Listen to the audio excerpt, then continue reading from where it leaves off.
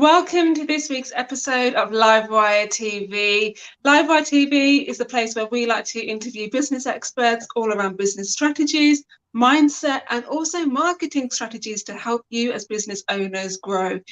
I would love to know if you guys are watching this because unfortunately I can't see who is watching this. So if you're watching this, leave us a comment, leave us a wave. Let me know that you are here. Livewire TV is a part of Livewire Media where we do corporate videography and video marketing as well. This week, my guest is a super amazing, super talented, high vibe Nigel Campbell. Hey! Nigel, welcome to the show. Hey, thanks for having me. Is my microphone loud? Because I think our preview, I sounded like I don't think you need a mic, Nigel. I sounded like a volcano. I was like, good God, if I laugh, I'll burst people's eardrums. Testing, is that all right? Is that all right? Yeah, we're all good, we're all good. Excellent. So for those of you who don't know Nigel, he is the expert when it comes to falling in love with sales. He makes the process so simple, so easy, and so applicable to everybody. So what we're going to be covering in today's interview is how you guys can overcome the fear of marketing, the overwhelmness, the anxiety that can kind of come with it. So by the end of the interview, you guys will have so much more clarity and you're going to leave on such a high. It's going to be a really interesting conversation. So if you have any questions around marketing in any aspect, ping them in the comments below and we'll be sure to ask them for you. We're broadcasting live across Facebook, LinkedIn, and YouTube. So if you're watching one of those channels, let me know in the comments. So Nigel, welcome to Livewire TV. Super psyched to have you here, and thank you so much for making the time to join us today. Thank you. Tell us a bit about yourself and how you got into marketing. Whew. Gosh, how long we got? Well, I kind of accidentally fell into sales as it happens. I started working for a company as a customer advisor, and what happened over about the period of about 12 months, I started to sell more on the phones than some of the reps that are out on the road. And one of the directors just basically walked into the office one day with a box of catalogs, dumped them on my desk.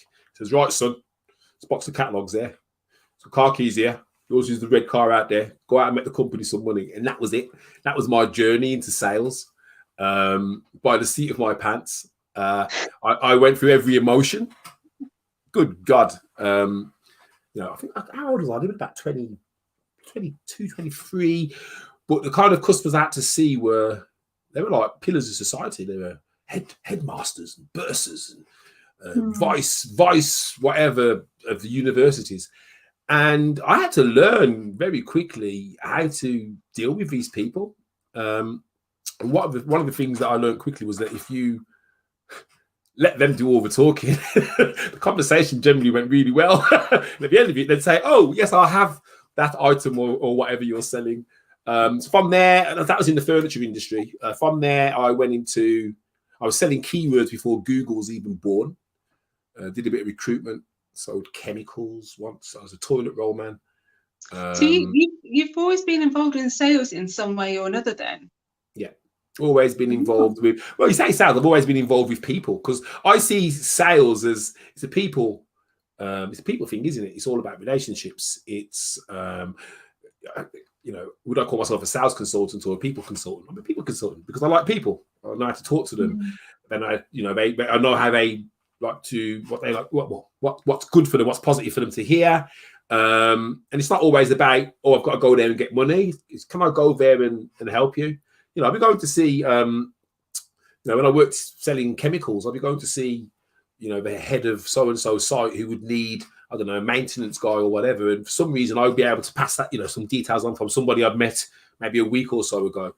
The big thing for me, though, in terms of like the marketing side, where the marketing came in, it was really funny, actually, because I tried to set up a business. And it would be 2003 maybe, and it was a directory, the old classic kind of go around all your local businesses and get it printed on a card, and I tried to set that up and it kind of flopped miserably. And then someone from Yale, who was a friend of one of my friends, said, hey, you'd be good at Yale. And I was like, oh, would I?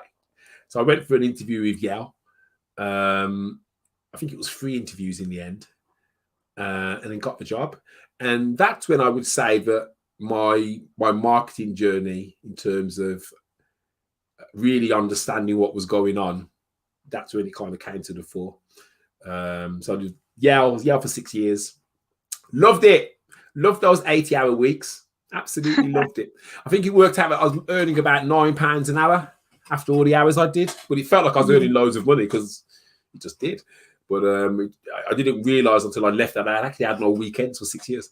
And then I worked at Groupon for 5 years. And again, what was really funny was when I left Yale, I went to Groupon. In terms of small business owners, nothing had changed. Nothing had changed. So even though this directory people used to rely on was skimming down and more people were going online, they still kind of went online and were like, hey, I'm on Facebook. And I get likes. And ain't that good, is it really, Facebook? Well, it is. But it ain't good for me. And that's where it's kind of come from. I think when I left Groupon, I had a phone franchise for a bit, got rid of that, did a bit of insurance, got rid of that. And then I came back to the marketing, because one of the things I recognised when I started going networking, because I had to do a lot of networking when I was self-employed. At the time, I was doing insurance, and insurance was boring, man.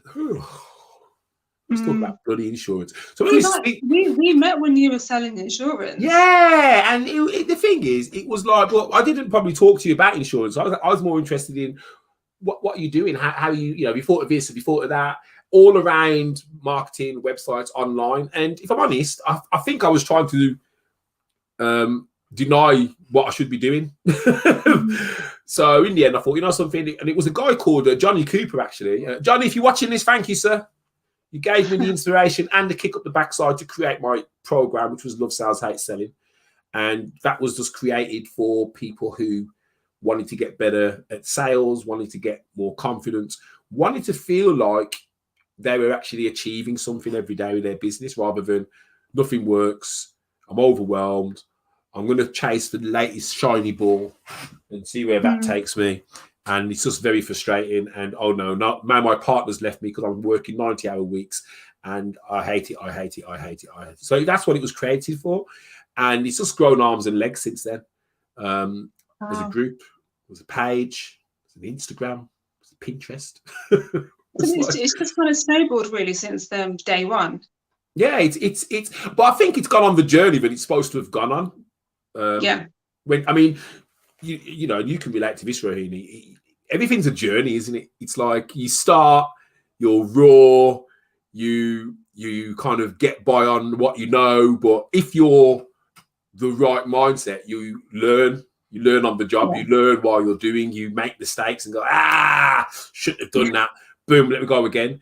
And you then get to a point where, it's like, I can talk, man. I know, I can help you. You know what I mean? And that's where I'm at now. It's like, oh, it's great. But I didn't know that I'd get here, if that makes sense. It was like, when I started out, it was like, I didn't know where it was ending up, but it was just, but I think the key thing for me was that what Love Sales, Hate Selling did, creating the program, what that did, it allowed me to actually do the thing which I like doing, which is just helping business owners just get that clear so they know what to do without thinking, oh my God, this is a waste of money or a waste of time.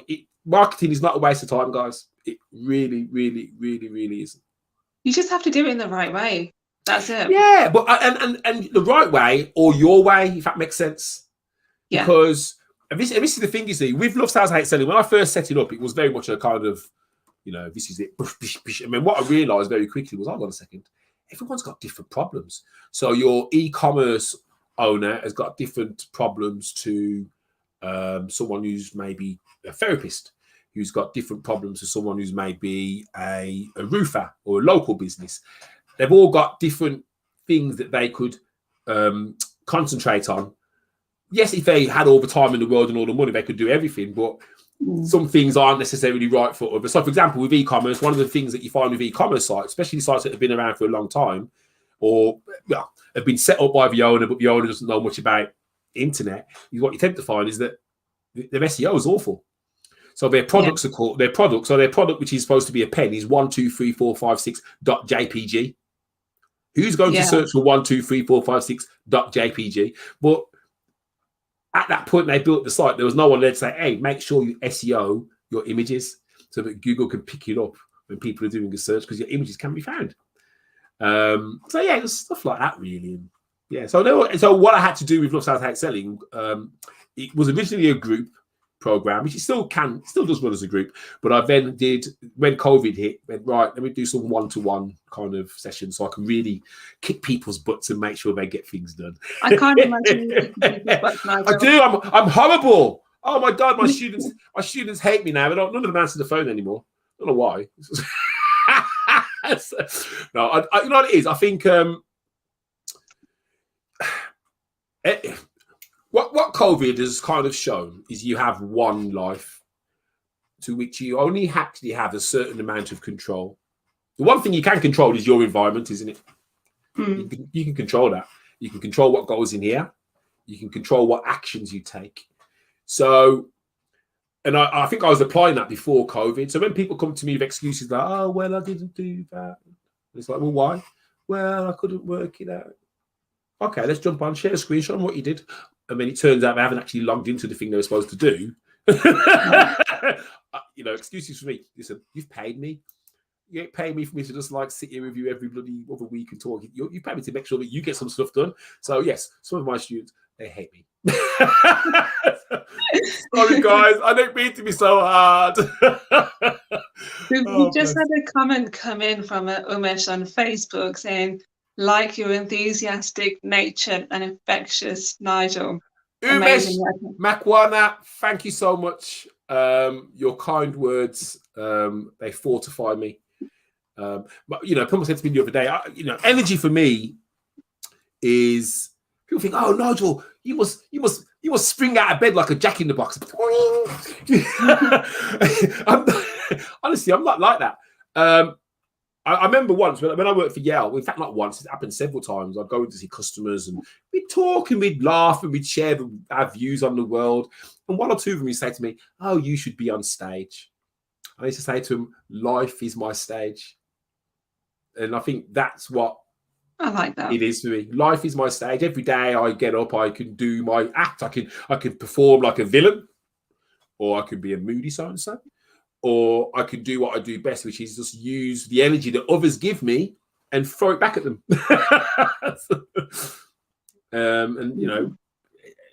That in itself is like, it's nice to be able to kind of,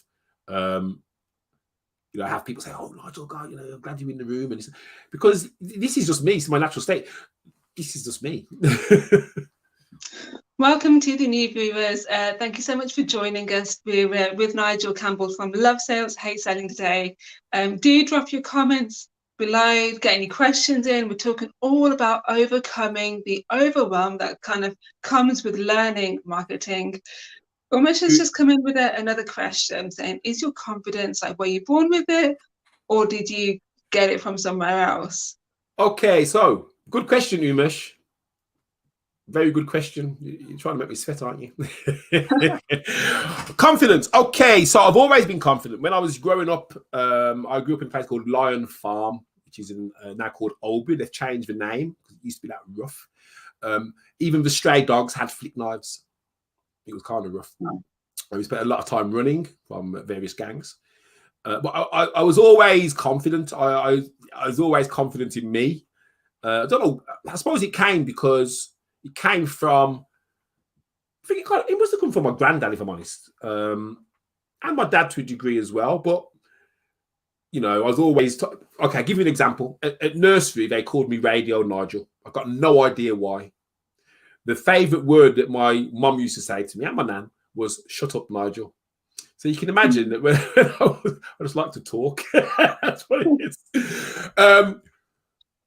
Did the confidence grow with me? So when I became self-employed, so when I worked for a company, especially when I was younger, I had to find the confidence.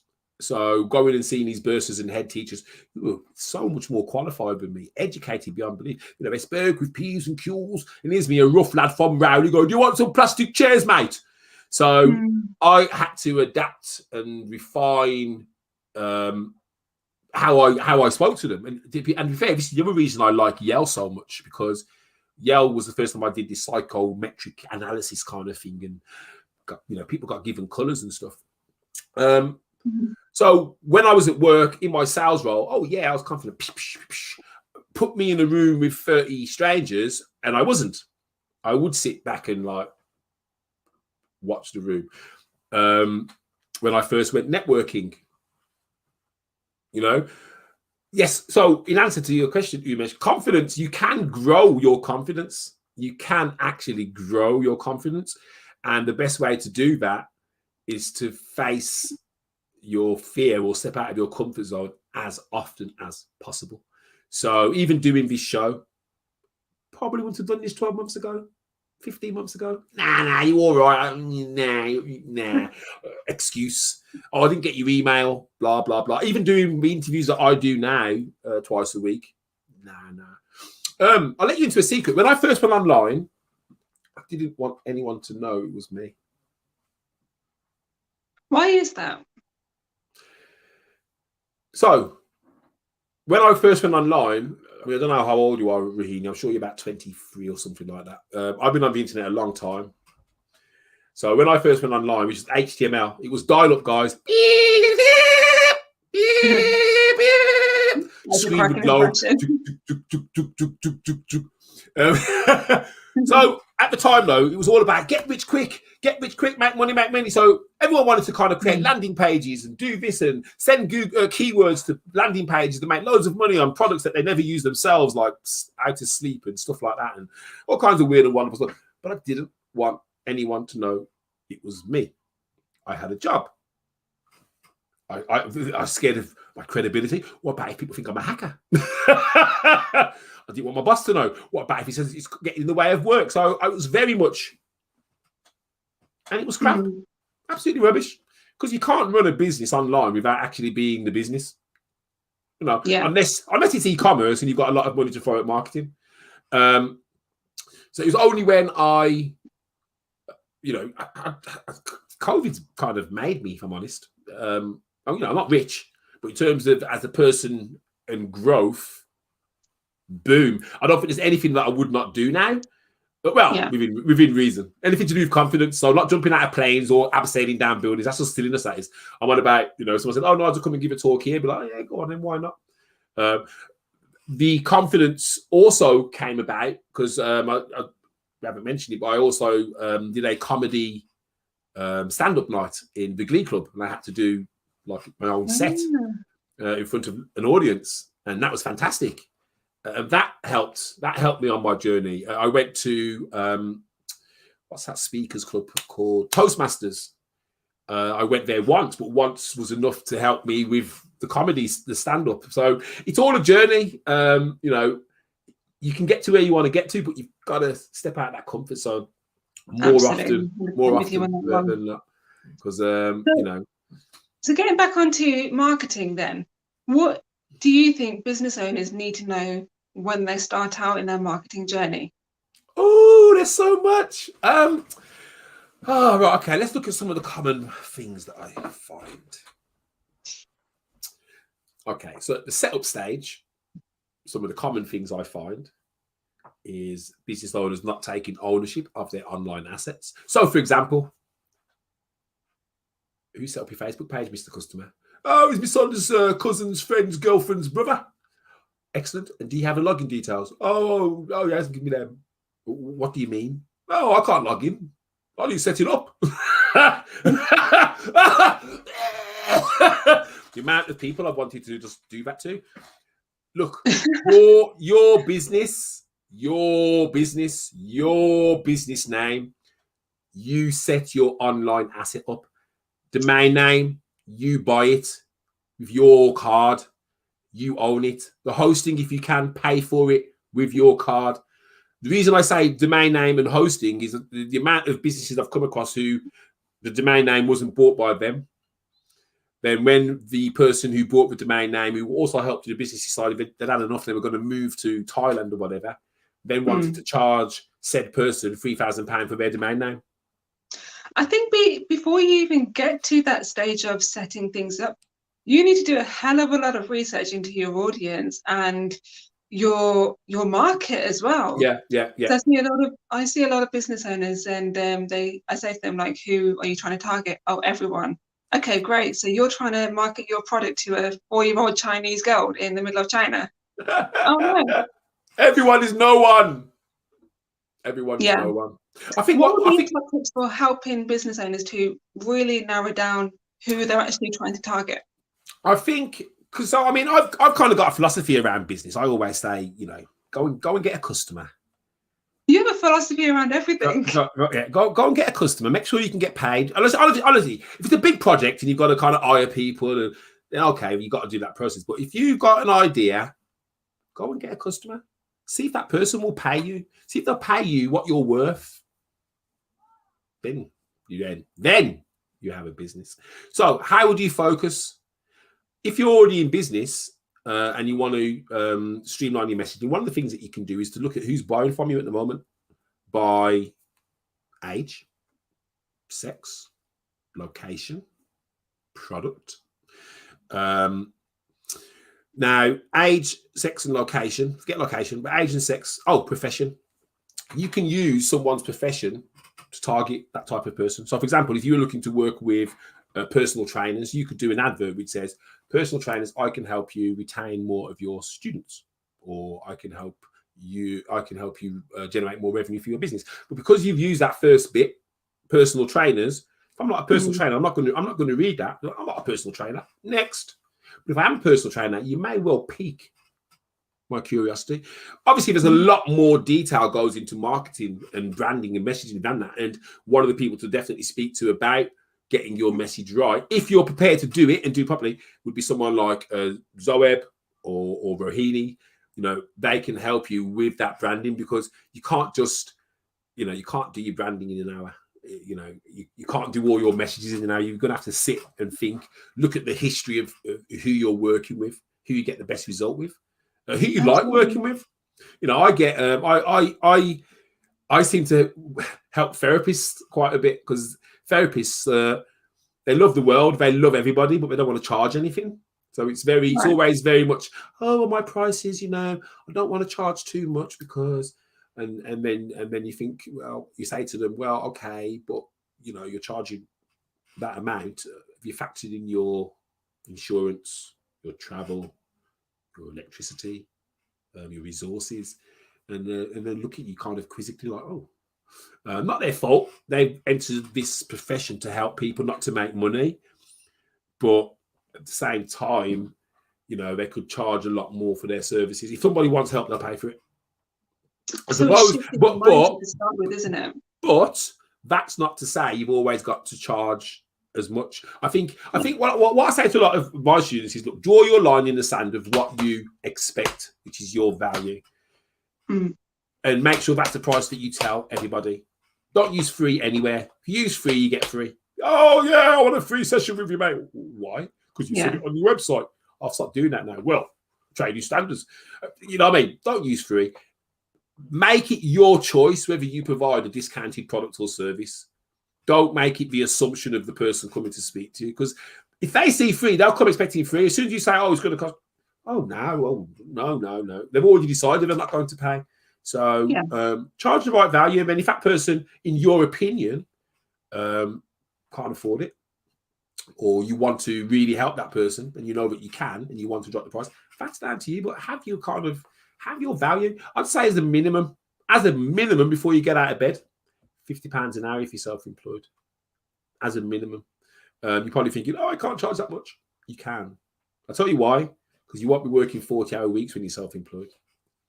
Every time you jump in your car and put petrol in, that's coming out of your pocket. Your insurance, your maintenance. I won't tell you what my car has cost me. I've not even been driving the bloody thing. £800 in the last 4 months, and I'm not even driving. Every time the wife goes in it, something breaks. If it's the clutch, the wheels, Are you blaming your wife for something? I'm not blaming her. I'm blaming the fact that it hasn't. The thing is, if that car had been used, if there had been no COVID, those things would have come up a lot earlier and would have been dealt with. So, but it all came together. Yeah. Edwin's just come in with a question. Edwin, welcome to Livewire TV. Super happy that you're here. Is that Edwin Ladd? That is Edwin Ladd. Yeah, brother! Do a little dance. So Edwin has just asked, now that lockdown is going to end in the next 3 months, what should we be implementing into our business from a marketing point? Good question. Fantastic question, actually. I would have hoped that anyone who suffered a downturn in business would have probably looked at streamlining some of their processes. I mean, you can still do that anytime, but I would think that right now, because we say lockdown's going to come to an end in the next few months, is it? As Boris Johnson phoned you and told you that, because I don't think Boris knows himself. No disrespect, Boris.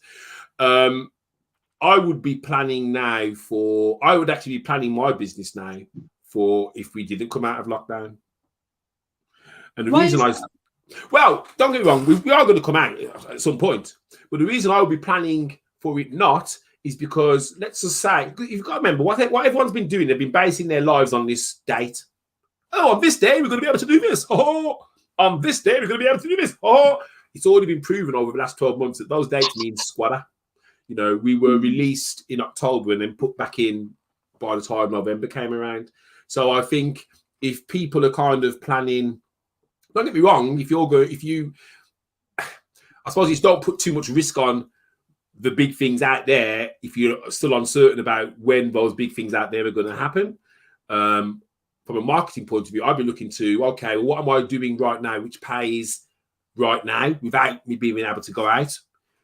Is there a way for me to maximize on that, whether it's a product or an e-commerce or a course? You know, what can I put in place to make sure that when I do go back out into the world, that takes care of itself, whether it be setting up sales pages, landing pages, getting your email list in shape so you can actually start sending regular promotions out or regular information and knowledge.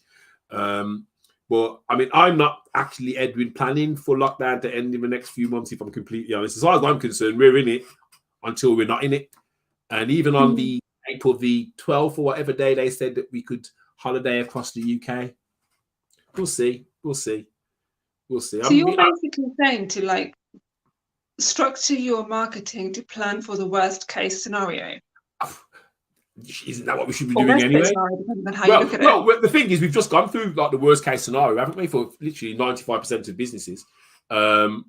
So yeah, I mean, the thing is, what this should have been doing is literally focusing people's minds about, right, okay, how do I navigate this craziness? I mean, you know yourself, Rohini, how many people have set up courses, products, launched brand new businesses, and have made thousands? You know, personal trainers that says, right, we'll do it online.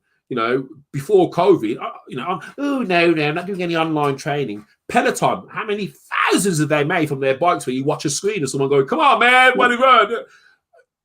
You know, and so and have you got any specific strategies then for Edwin? Edwin's a legend in his lifetime, mate. The thing is, what's going to happen when we unlock is that Edwin's going to get all the business and all the other photographers are going to be saying, Nigel, how can we beat Edwin?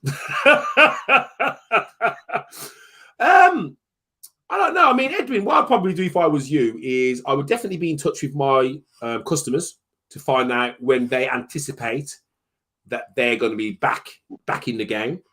I'd actually go a little bit further than that and ask them what they plan for the rest of the year and what involvement, if any, they would need from yourself, because obviously you've got to put your resources together to make sure that you can accommodate and provide them with the highest level of service that they're used to from you.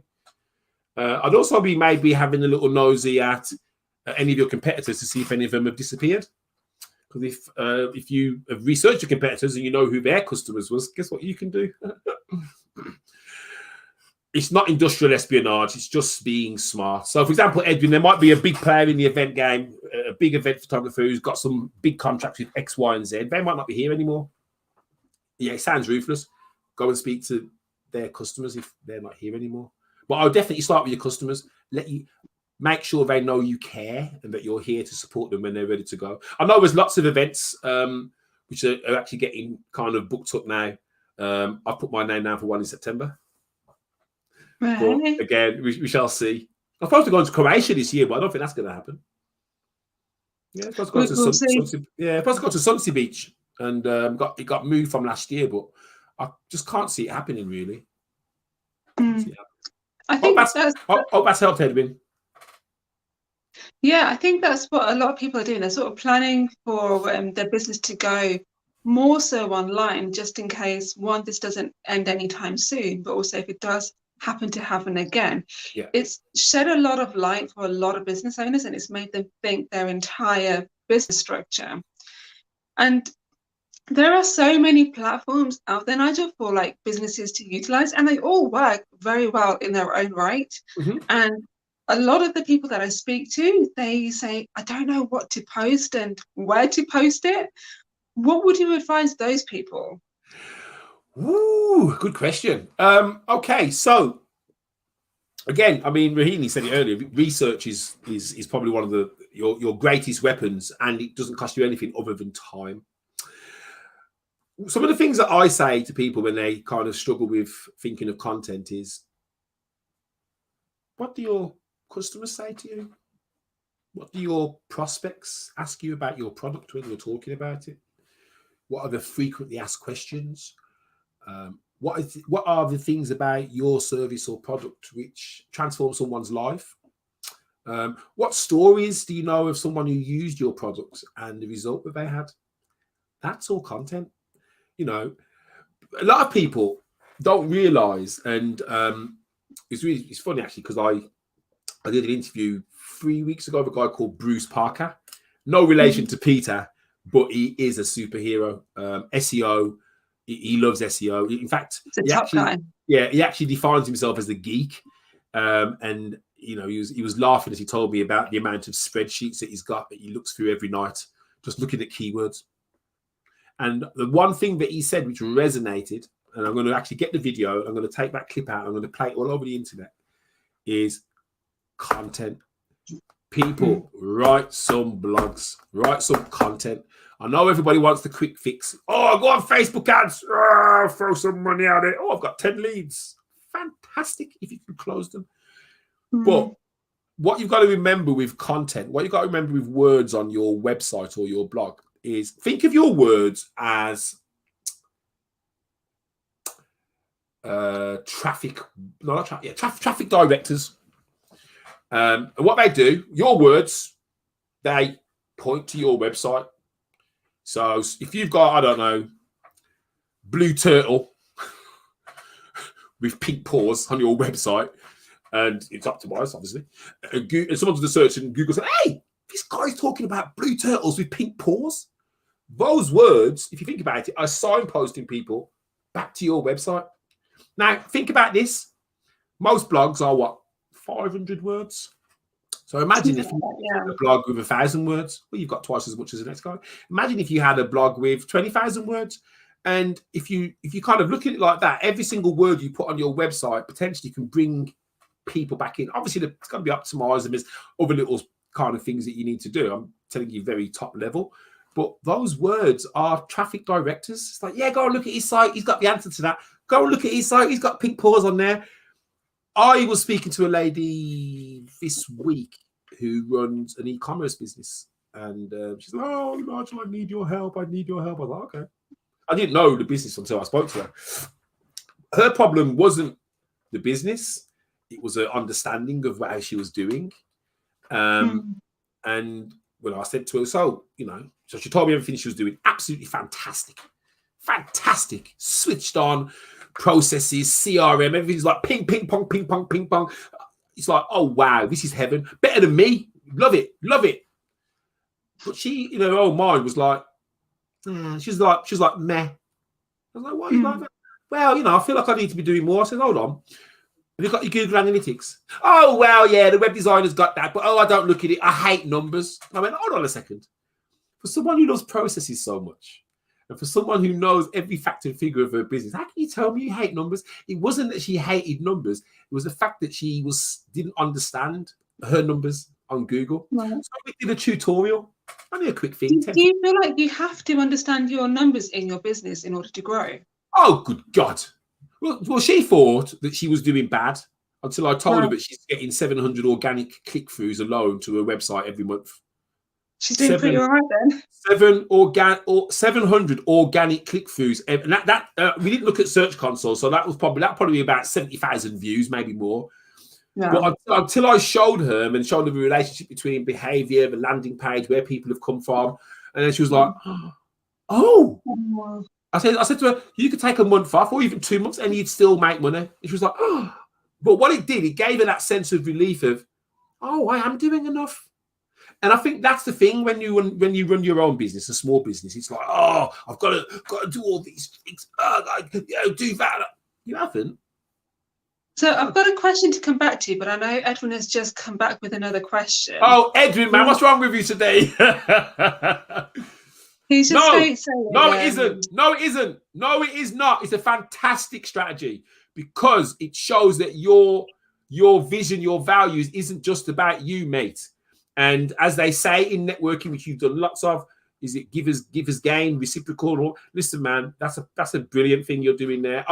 People come to me all the time, and I will send them to other people because it's like, same here. Yeah, it's the world does not revolve around me. I'm not the all-seeing, all-knowing, and I haven't got the time. Look, between the three of us, if we had 1,000 customers, we'd go mad. We'd like, oh God, I can't go with that. Edwin, fantastic, mate. I love that you're doing that, and I think you're going to get a lot of love off the back of it. And some of those people actually, when they've got a big job or something they can't cope with, they'll send it back to you, mate. So kudos to you, brother. You're my kind of guy. I knew that anyway from when we first met. I think it's also good to collaborate with people that are have the same values with you. Yeah, absolutely. And who potentially has there's a lot of potential for you guys to work together in the future. Yeah. I collaborate with people all the time. Yeah. But I need to know that it's the right kind of partnership. Yeah. I'm recommending them. It's my reputation on the line. Yeah. Absolutely. I put people together all the time. It's like, look, in the old days, in the 20th century, when everyone was a bit selfish, you'd go to a guy and say, "Oh, your business, how are you doing that?" You'd be like this. It's 21st century now. If I want to find out about something, I can go on Google and find out. And I think those people who've realised that and are embracing it, like Edwin, where it's like, well, it's not about, look, this guy can help you out. That, to me, that's beautiful. That's a sign that we are different to the last lot of business owners. That tells me that we're going to achieve something different and better. I've been in network meetings where two accountants have sat glaring at each other at the opposite sides of the room. And it's like, guys, calm down. He might like VAT. He might like VAT. He might hate VAT. You know what I mean? But because all they see is that, you find it where someone's going into a new environment, they don't know what to expect. So as soon as they hear someone do what they're doing, like, people buy people. Edwin, I would love it if you could share this out on your LinkedIn profile, because I think the answers that Nigel has given you will definitely help out some of your connections. So do feel free to share this out. I'd really, really appreciate it. Edwin, man, when I first met Edwin, he was doing the frame. Coffee and Natter in Wolverhampton, man. Cool guys, cool dude. Edwin's cool, guys. If you need an event photographer, I can't recommend, even though he's busy, I can't recommend him highly enough. Just get on his waiting list. Book your event around when he's next available. I believe Edwin is also doing headshots as well, so get in touch with him for your headshots too. He's a really great photographer. That's it. Nigel, the question that I wanted to ask you is, there's so many different platforms out there. When the clients come to me and say, I don't know what I'm doing, which is totally normal, I always recommend to them to nail one platform first, then move on to the next. Yeah. And then gradually expand it. Otherwise, you're going to, especially on social media, otherwise you're going to get this overwhelm of thinking, I've got to post and be everywhere and anywhere. What are your thoughts around that? Absolutely spot on. So I've dabbled with all of them to some shape or form. And this is what I mean about the journey. When I first started kind of, doing the program, my social media was much rawer then. It was much kind of like, fly by the seat of my pants. Oh, what shall I say today? I can't think of anything, so I'll say nothing. And that was pretty much the theme across all my platforms. I think on my Instagram personal page, I don't think I posted for about 18 months, maybe even longer than that. And it's only recently I started putting pictures on there because Instagram to me was full of women and pouting. And, oh, I'm not a woman, I can't pout. So yeah, start with one. I would probably, well, I don't know. I think it's down to preference. I'm not going to sit here and tell you which one to start with. I think it's the one that you are most comfortable with, the one that you feel gives you the most back. Now, there's a caveat to that. The most back isn't likes and shares. The most back is traffic to your offer, to the thing that you are offering them, the landing page, not even the website, the actual page where the thing is that they can say, oh, here's my email address or here's my phone number. Because if you're basing everything on likes and, you're like, I've had 1,000 likes, but no one's gone to your website, well, you've just wasted your time, really. It's not got to just be a website. There's lots of things that you can connect as your call to action. But the measurement for me isn't the social media. It's what happens after that.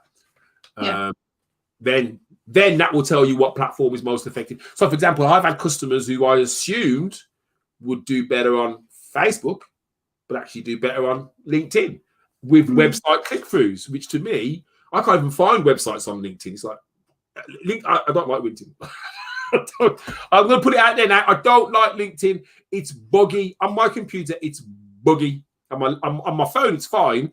But if I do it on my phone, I need to wear my glasses because I can't see the blue light, the writing. So, but on LinkedIn, so I've had clients where LinkedIn has worked better for them than Facebook. Then I've had others where Facebook's worked better than LinkedIn. Absolutely, yeah. So you've got to be able to measure, and that's that's very important as a business owner, because if you can establish that the activity you did last week resulted in activity to your asset, you're a happier business owner because you've just worked out, hey, I can influence this. So all I've got to do is get better at that part and it will improve the outputs. Right, what can I do? You then start looking forward to creating your social media or whatever you're doing, because it's like, oh, well, I know that if I can drive. There was somebody I spoke to before Christmas, about November, and she started out with her business, e-commerce. And I think, if I'm honest, I didn't ever really kind of dig into the numbers with her, but I think she was really struggling with it in that she maybe had one sale every now and again being every other month or whatever. And, we went through a few things, SEO. We went through a content strategy because like everybody else out there, she was posting, putting it on social media and sending people back to her homepage, which is the wrong thing to do, guys. Because if you're talking about a grommet and you send me back to your homepage for me to try and find the grommet on your website, I'm not sticking around. So we talk about your products, but take them straight to the product page. The message I got off her, December 24th, because she then down tools went, oh my god, I can't believe it. I've had the best bloody month ever. I've sold this much, I've made this much. And I was like, that's amazing. She went, it's you. You gave me belief. Wow. And that's what I think a lot of small business owners lack, is belief that this all works, all this marketing stuff works, and belief that they can do it. Yes, you can spend money. And I definitely recommend that you do when you get to a stage where you can afford to, because that will free you up and to streamline your business even more. But guys, you can do it, man.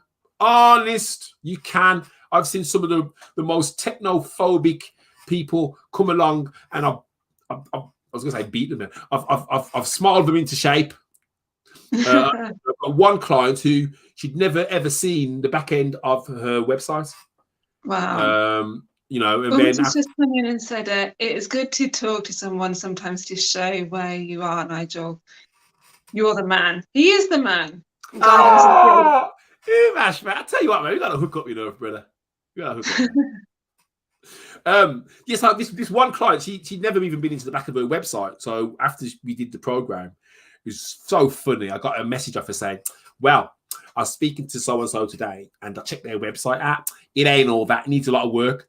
I was mortified, shocked, and I laughed so hard because this woman she was scared of even just typing on her own computer was now critiquing websites. And that's the thing, knowledge isn't supposed to be kept. It's supposed to be shared. It's supposed to be shared so people can move forward. And that's it. That's what the world's about. That's what Google's about.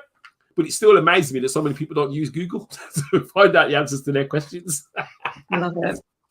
Oh, well. Nigel, I know that you've got a course as well. Where can people find out about your course? Right, so you've got the Love Sales, Hate Selling crash course, which is available on the Love Sales, Hate Selling Academy. I can give you a link. Yeah, drop the link in the comments below. I'll drop a link in. I also do one-to-one, which is the Love Sales, Hate Selling program. And over the next 12 months, there's going to be a lot more coming from me. Oh, that's the wrong one. I've got to go and find it. Amazing. And where can people connect with you? Oh, I'm everywhere.